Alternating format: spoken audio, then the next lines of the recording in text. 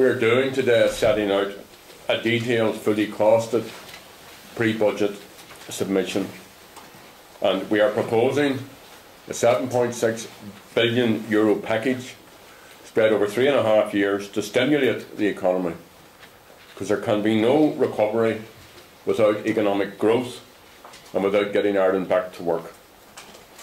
We're also putting forward a 6-year plan to reduce the deficit to within the Stability and Growth Pact. And we've identified over €1 billion in wasteful spending and over €4 billion through making the tax system more fair. And our tax and savings proposals are aimed at the wealth in the state. They're not aimed at lower and middle income earners, and we don't intend to cut spending from vulnerable or essential services. Now, Sinn Féin's proposals are a creditable alternative to the cosy little consensus that has emerged for cuts, and it's this very consensus which has put the economy in such a crisis. So all of this is about political choices. The government has made a political choice to go after people on social welfare and to cut €1 billion, for example, from healthcare. Sinn Féin are setting out different political choices. Our political choices are based on growing the economy, on cutting waste and on fair taxation.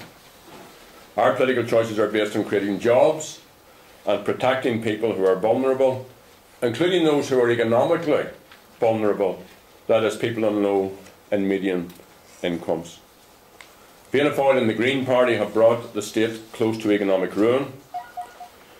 They've introduced 4 successive budgets, as well as emergency measures in February 2009, and these have all been about cuts.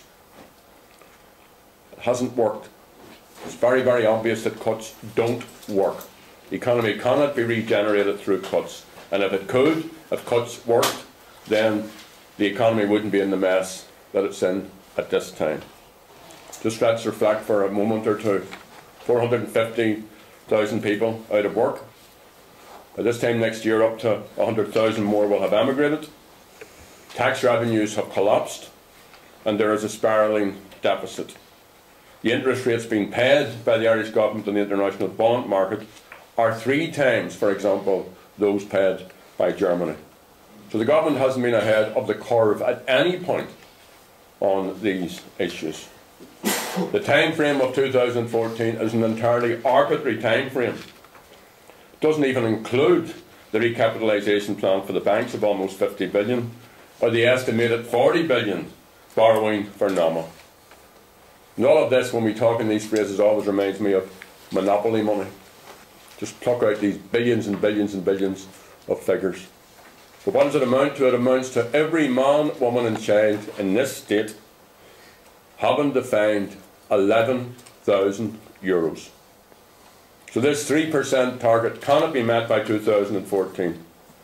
The government's planning to take too much money out of the economy in too short a time frame and from all the wrong places. It is not providing enough of a stimulus to ensure that the economy grows. And there's no vision, and this is crucial. There's no vision for the economy, for the development of the economy, and there's no vision of society. And the government's been supported in this overall approach by Fine Gael and Labour, just as they were in the Lisbon Treaty referendum in 2009 and in the general election in 2007, when they all promised even more tax cuts. We call upon all these other parties to produce fully costed proposals so that people can scrutinise them. Sinn Féin's about making a stand for working people, for working families, and on the 4th of December we're calling upon people to join us in a major mobilisation in Dublin in advance of the budget. We are absolutely opposed to the approach of the consensus for cuts parties. Sinn Féin stands full square for a consensus for recovery, and in our proposals we outline an economic plan for real recovery commencing in 2011.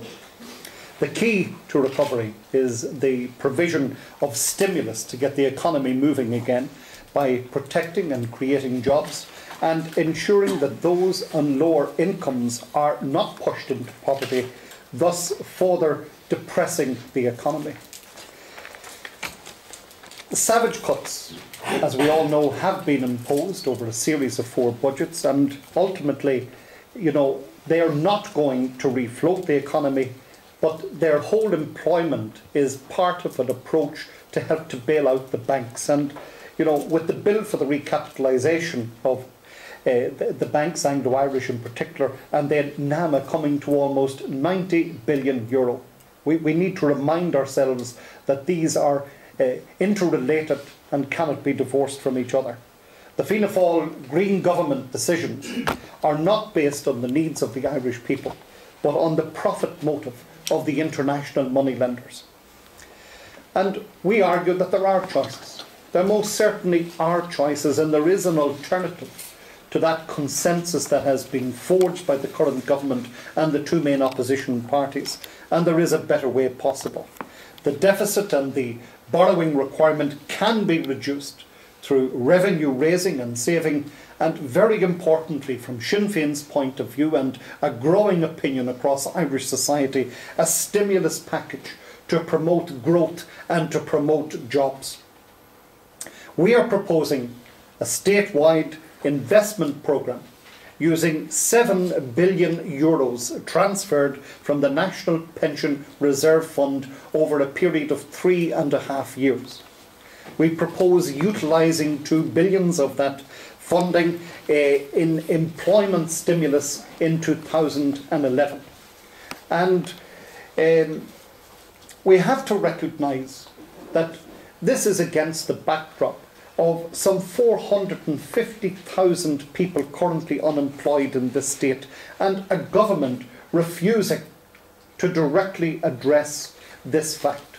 The plight of these families, their dependents, of those who have been in employment before, this is a very, very serious matter indeed. Our multi-annual plan has the potential to reduce the deficit earlier than 2016 through the increased funding that we identify from an overhaul of the tax system and the financial return of our stimulus package measures.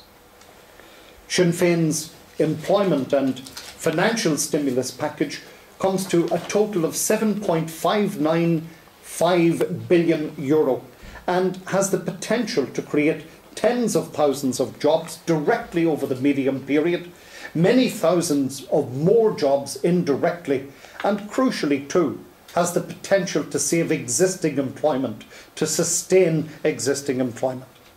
Now, the full cost of our employment stimulus amounts to 7 billion euro, and the financial stimulus of 595 million is accounted for in our tax and saving measures that Arthur will address in a few moments. And this includes making tax credits refundable, restoring the Christmas social welfare bonus, and removing the pay levy from those under the tax bracket. So our stimulus is about providing immediate and direct employment in key sectors such as infrastructure and construction over the immediate period. And we believe that this is a sustainable and long-term employment measure that will guarantee in the short to medium term a broadened tax base that can be sustained into the future. And that is crucial to any plan that any political party or government should be bringing forward at this point in time. But Sinn Féin uniquely are the only party presenting those arguments, and the details of same contained in the document before you this morning. There are 2 main strands to Sinn Féin's pre-budget submission to the government on this occasion. One is around the deficit reduction, of course, and the other is around the stimulus package that Caoimhghín has just outlined.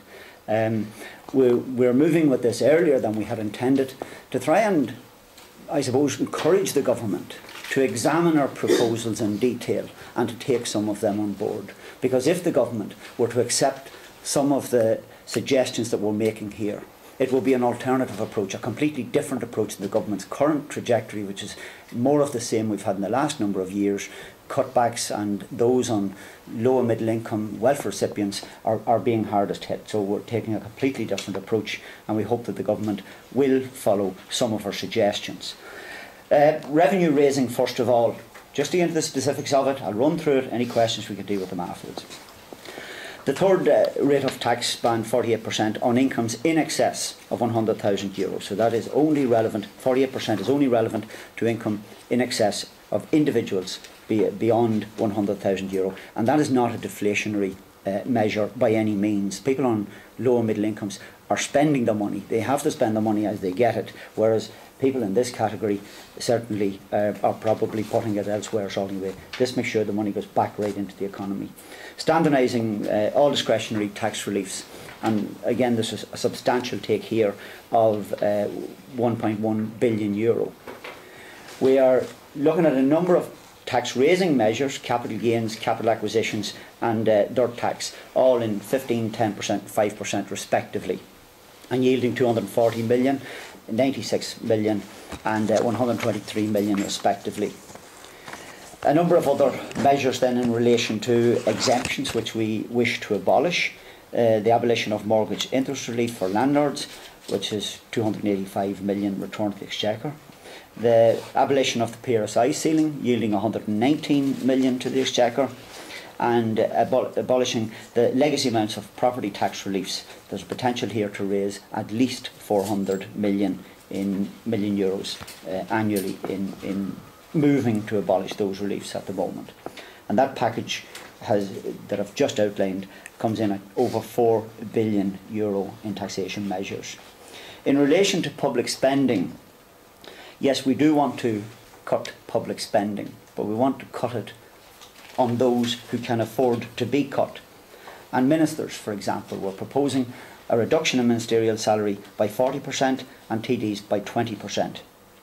We want to cap the maximum salary of public servants at €100,000, and there are examples out there.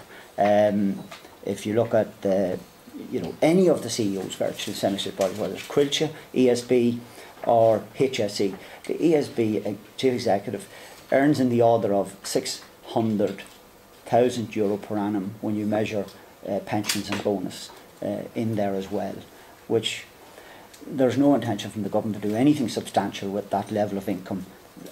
There is no need, we argue, to go after the low-income families if the government were to follow the proposals here.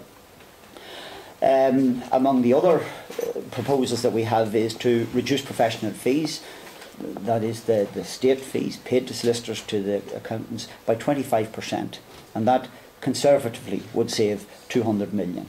And to an end to private hospital co-location, with again the potential to save 100 million in 2010 alone.